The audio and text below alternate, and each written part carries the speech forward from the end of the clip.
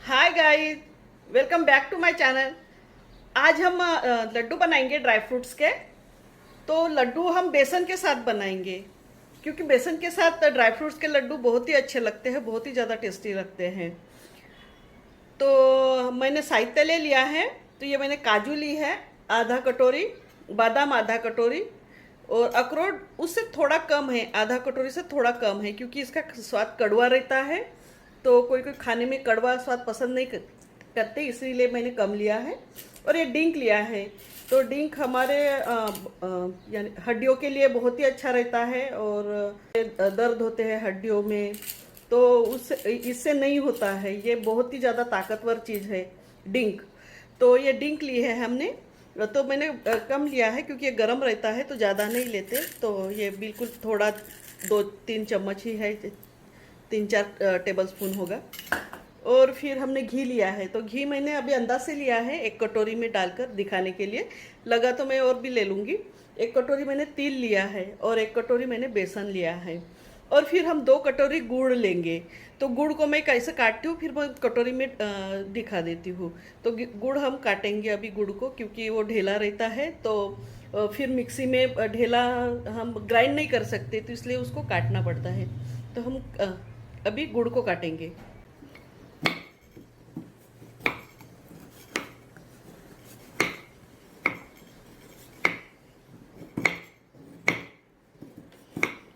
Gas ये ऐसे करने से, चाकू से आसानी से वो कट जाता है। तो ऐसे ही हमें पूरा गुड़ काटना है। ये हल्का सा भी ऐसे भी करने से वो निकल जाता है, ये ऐसे एकदम हल्के हाथ से भी। तो ऐसे ही हम पूरा गुड़ बारीक कर लेंगे अभी। गाइस, हम कढ़ाई रख दिया है गैस पे। अभी हम इसमें बिल्कुल थोड़ा घी लेंगे, ज़्यादा नहीं लेंगे, थोड़ा ही लेंगे अभी। इसको गरम होने देंगे थोड़ा। गैस हमारे गरम हो गया है। तो हम इसमें, घी गरम हो गया है तो हम काजू डालेंगे।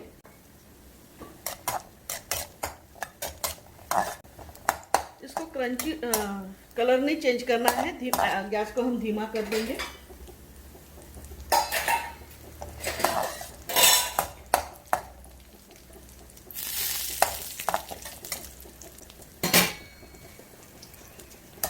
हम निकाल देंगे इसको।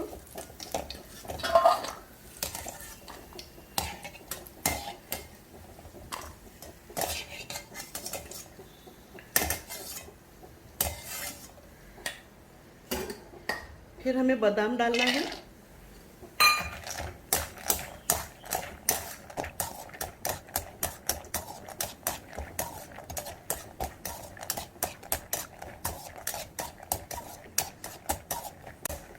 तो बादाम का गैस वैसे समझ नहीं आता रोस्ट हुई है या नहीं है। तो भी ज़्यादा नहीं भूनना पड़ता, क्योंकि हम घी से इसलिए निकाल रहे हैं, थोड़े क्रंची भी हो जाते हैं ये, और हमें बहुत ज़्यादा फायदा भी पहुंचाते हैं घी के साथ ड्राई फ्रूट्स। क्योंकि ड्राई फ्रूट्स वैसे रुष्ट होते हैं, ड्राई यानी ड्राई ही बोलते हैं हम। तो उसी हिसाब से जैसे वो ड्राई बोलते हैं हम, तो ड्राई ही होते हैं पचने में। तो जैसे घी के साथ फिर वो स्निग्ध पदार्थ रहता है, फैट रहता है घी, तो फिर वो हमें पचने में हल्के जाते हैं, और हमारे जो बॉडी के लिए है वो बहुत ही ज़्यादा बेनिफिशियल होते हैं। तो इसलिए हम इसको, ड्राई फ्रूट्स को हम थोड़ा सा वेट कर लेते हैं, इसमें गीला कर लेते हैं घी में। ये भी हमने कर लिया है। और अभी हम इसमें डिंक डालेंगे। गाइस, शुरू में मैंने डिंक नहीं डाला, क्योंकि वो डिंक है ना ज़्यादा ये घी पी लेता है, इसीलिए। तो अभी हम डिंक अभी डालेंगे, और इसको अच्छे से फूलने देंगे, नहीं तो वो कच लगता है, ऐसे लगता है पत्थर है इसमें। तो अच्छे से फूलने देंगे इसको। आप चाहे तो बारीक भी कर सकते हो इसको, लेकिन फिर वो निकालने में आसानी नहीं लगती मुझे घी में से, इसलिए मैं बड़े वाले ही फ्राई करती हूँ अच्छे से। फिर इसके बाद उसको पीस लेती हूँ।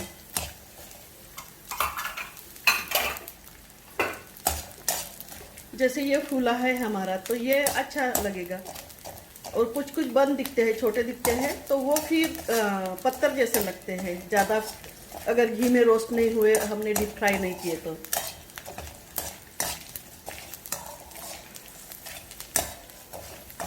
और कभी भी आप ड्राई फ्रूट्स करते हो तो डिंक को कभी भी स्किप मत कीजिए, क्योंकि डिंक बहुत ही ज़्यादा बेनिफिशियल है हमारे लिए, बहुत ही ज़्यादा।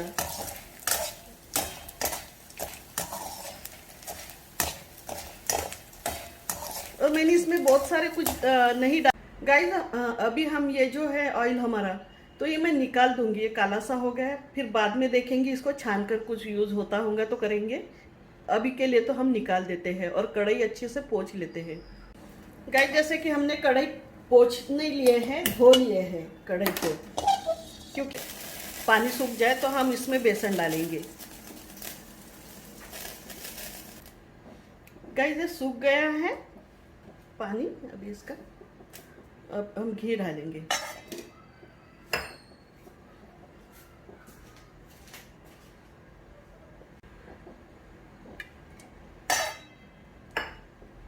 और हम बेसन डालेंगे, पूरा ही डालेंगे,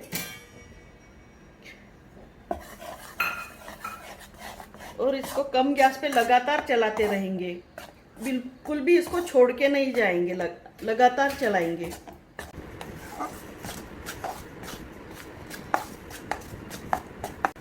गाइस जैसे कि ये कम तेल में भी भून सकते हैं, लेकिन मुझे पता है इसमें घी तो लगना ही है, इसलिए मैं घी में ही पूरा भून रही हूँ। अगर आपको ऐसे कम घी में और बेसन भूनने में आसानी लगती है तो आप कम घी लीजिए, या पहले बेसन भून लीजिए, फिर थोड़ा थोड़ा घी डालते जाइए। लेकिन मुझे ऐसे अच्छा लग रहा है तो मैं ऐसा करती हूँ। हम दोनों भी टाइप से कर सकते हैं, इसको भून सकते हैं बेसन को।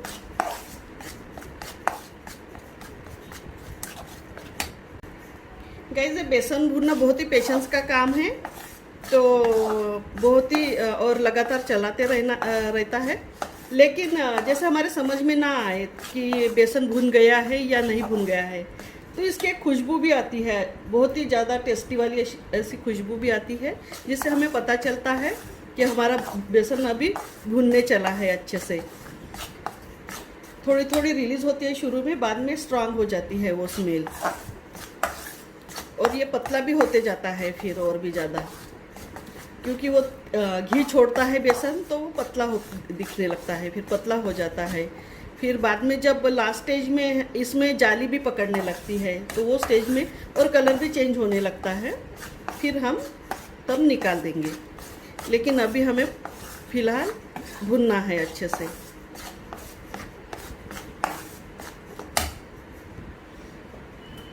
गैस हम घी डाल देंगे, क्योंकि घी हमें उतना लगेगा ही, क्योंकि बहुत सारे हमारे पास तेल भी है तो उसको भी लगेगा, फिर ड्राई फ्रूट्स है उसके साथ भी, तो इसीलिए हम इसको घी डालेंगे और घी में और इसको ऐसा करेंगे, ताकि वो जो बेसन है हमारा और भी जल्दी पक जाए और हमें आसानी हो ऐसे स्टर करने में।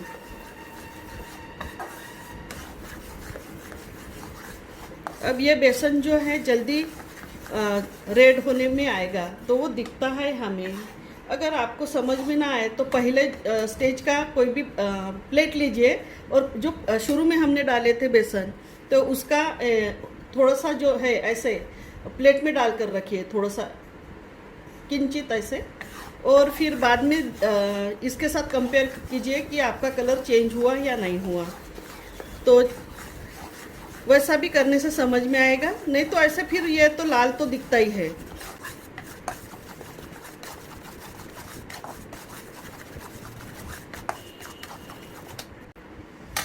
गाइस देखिए, ये पहले हमारा ये जो है हल्दी जैसे दिख रहा था, अभी ये रेडिश दिख रहा है।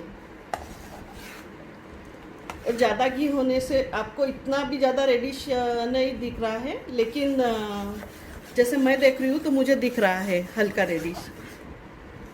अगर यही घी कम रहता है तो फिर हमें पूरा रेडिश दिखता है। और अभी हम इसको बंद कर देंगे और चलाते रहेंगे। ये रेडिश दिख जाए तो हम बंद कर देंगे गैस को। ये दिख रहा है गाइस, रेडिश। हाँ, तो अभी हम इसको बंद कर देंगे और चलाते रहेंगे, क्योंकि हमारा जो कढ़ाई है वो गरम है। अगर हम ऐसे ही छोड़ देंगे तो नीचे से जल जाएगा। ज़्यादा नहीं, 5-1 मिनट हम ऐसे ही थोड़ा सा हिलाएंगे, हल्का हिलाते रहेंगे ऐसे, एफर्टलेस ही हिलाएंगे, बहुत ही ज़्यादा एफर्ट नहीं लेंगे इसमें। तो ये हमें ऐसा चाहिए, क्योंकि हम इसके बेसन के ही लड्डू नहीं बांध रहे, हम बाकी का भी इंग्रेडिएंट्स डाल रहे हैं इसमें, इसकी वजह से हमें लिक्विड फॉर्म में चाहिए। और इसको ठंडा होने के लिए रख देंगे अभी। जब ठंडा हो जाएगा तो हम इसको काम में लेंगे। लेकिन अभी फ़िलहाल हमारी कढ़ाई गरम है, तो हम इसको स्टर करते रहेंगे। यह हमें दूसरे बर्तन में नहीं निकालना है, क्योंकि दूसरे बर्तन में निकालेंगे तो हो सकता है कि जैसे हमारा बेसन उतना नहीं भी पक गया हो तो भी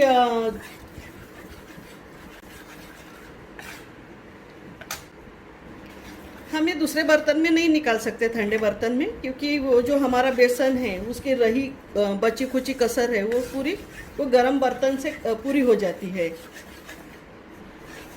गाइज, अभी हमारी कढ़ाई थोड़ी ठंडी होने को आई है, हम इसको साइड में रख देंगे। और जो हमने तिल लिए थे वो तिल हमारे भुने हुए, मेरे तो भुने हुए हैं। अगर आपके पास भुने हुए तिल नहीं है तो आप पहले तिल भून लीजिए, फिर बाद में कढ़ाई में घी डाल के ड्राई फ्रूट्स भून लीजिए। लेकिन मेरे तिल जो है भुने हुए हैं, तो भुने हुए ही रखती हूँ मैं हमेशा स्टोर करके, क्योंकि वो इल्लियाँ वगैरह नहीं रखती, उसके कीड़े नहीं लगती, इसीलिए। तो फिर भी मैं थोड़े रोस्ट करूँगी, ज़्यादा नहीं करूँगी, क्रंचीनेस आई उसमें, बस इतना ही उसको रोस्ट करूँगी। तो मैं दूसरी कढ़ाई लूँगी अभी। गाइस, ये कढ़ाई ली हमने, अब तिल हम भून लेते हैं।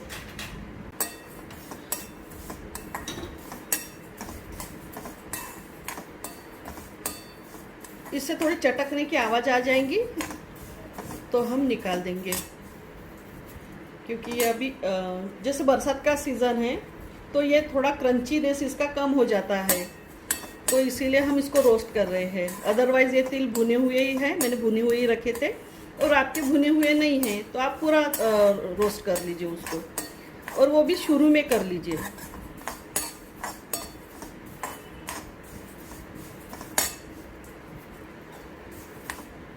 तिल हो गए हैं गाइस हमारे, क्योंकि तिल भूनने आते हैं। जब भून गए हैं तो समझ लो कि ये ऐसे फूले फूले दिखते हैं, खिले खिले दिखते हैं।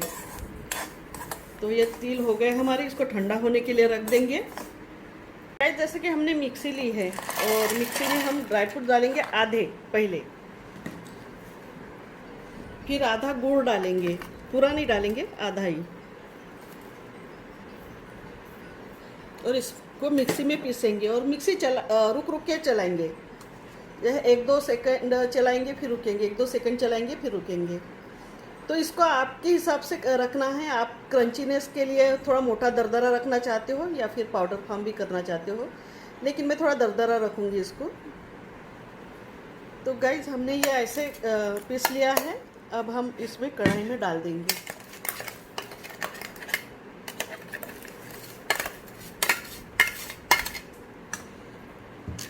और जैसे कि मैंने बोला था, ये हाथ से भी अगर हमारा डिंक अच्छे से भून गया तो ये हाथ से भी क्रश होता है, तो ये हाथ से भी हुआ है आसानी से। तो अभी हम बाकी का जो है तो ये भी डालेंगे और गुड़ भी डालेंगे।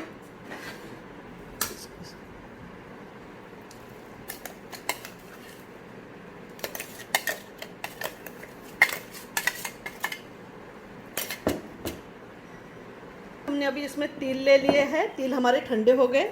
हम इसमें अभी थोड़ा गुड़ डालेंगे, आधा। और जैसे कि गाइस, हमको इस बारीक हमने पीस लिए है इसको, ये बहुत ही जल्दी हो जाता है। हमने बारीक ग्राइंड कर लिए हैं, क्योंकि ये अगर दरदरा रखेंगे तो अच्छा नहीं लगता, जितना ये बारीक रहा उतना अच्छा लगता है। तो अभी हम इसमें डालेंगे।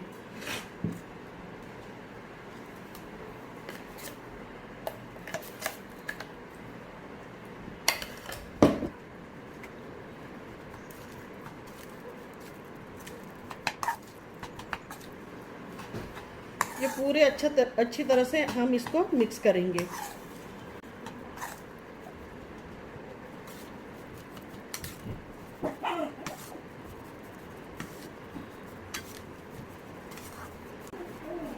गाइज मैं इसका जो मेज़रमेंट है, मैंने लड्डू के लिए कितना कितना साहित्य लिया है, तो मैं डिस्क्रिप्शन बॉक्स में इसका लिंक दूंगी मेज़रमेंट का।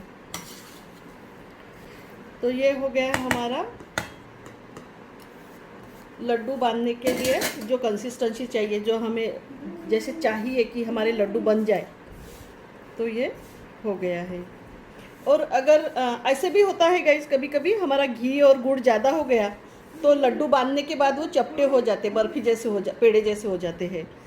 तो उस स्टेज में आप थोड़े से ड्राई फ्रूट्स उसको थोड़ा रोस्ट करके आप उसका भी पाउडर डाल सकते हो, या फिर तिल जो है उसको भी रोस्ट करके उसका भी पाउडर आप डाल सकते हो। अगर वो लड्डू का शेप बिगड़ने लग जाता है तो, क्योंकि गीले होने की वजह से वो चपटे हो जाते हैं और गर्मी में भी चपटे हो जाते फिर वो ऐसा होता है। तो अभी हम इसके लड्डू बांधेंगे और ये पहले तो अच्छी तरह से मिक्स करेंगे हम लोग।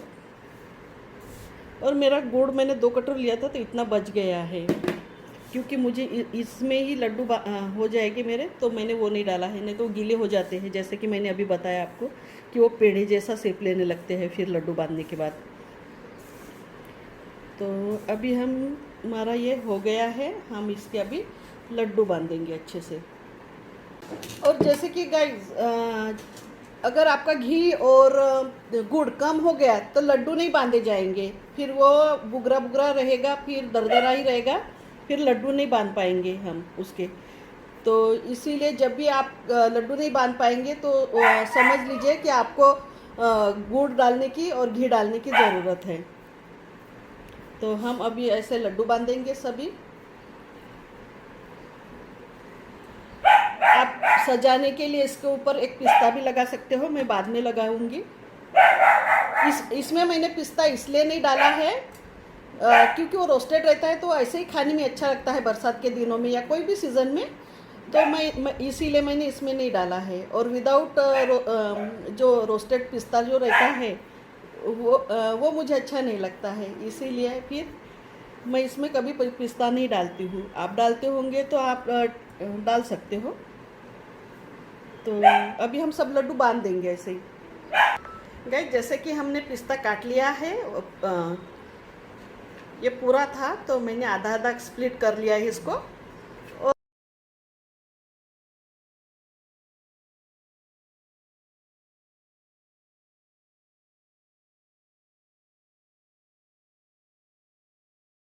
तो मैं पूरे लड्डुओं को अभी ऐसे हल्का सा लगा दूंगी, क्योंकि जब हम लड्डू बनाते रहते हैं तो ये अंदर चले जाते हैं, जब हम शेप देते रहते हैं तो वो अंदर चले जाते हैं, तो इसीलिए मैं अभी लगा रही हूँ।